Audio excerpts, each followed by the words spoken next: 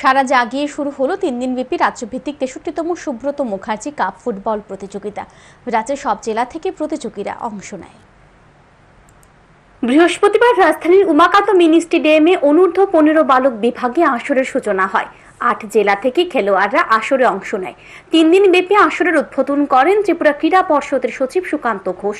উপস্থিত ছিলেন Tripura football association সচিব অমিত চৌধুরী, যুব বিষয়ক ও ক্রীড়া দপ্তরের অধিকর্তা পি.কে. দেব, পশ্চিম ত্রিপুরা জেলার ভারপ্রাপ্ত সভাধিপতি হরিদুলাল আচার্য সহ অন্যান্যরা। আলোচনা করতে গিয়ে ত্রিপুরা ক্রীড়া পর্ষদের সচিব বলেন, আগে উমাকান্ত মাঠে ফুটবল খেলা হলে মানুষ খেলা দেখার জন্য ঝাঁপিয়ে পড়তেন, কিন্তু এখন তা আর নেই। তিনি আশা ব্যক্ত করেন, আগামী দিনে টিএফএ ফুটবলকে অন্যভাবে গুরুত্ব দিয়ে দেখবে। রাজ্যে সর্বত্র রয়েছে প্রতিভাবান খেলোয়াড়, তাদের বের করে আনতে হবে। ফুটবল হলো জনপ্রিয় খেলা।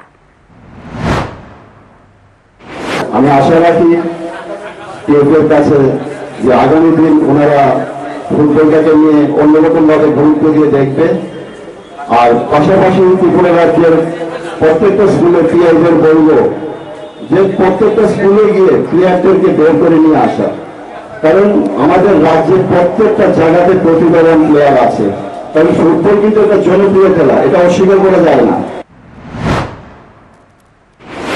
প্রতিযোগিতার উদ্বোধনী ম্যাচের মুখোমুখি হয়ে পশ্চিম জেলা খুম্পু একাডেমি ও খোয়াই জেলা পাড়াকলক উচ্চতর মাধ্যমিক বিদ্যালয় খেলায় 3-1 গোলের ব্যবধানে জয়লাভ করে পশ্চিম জেলা। Bureau report, news today.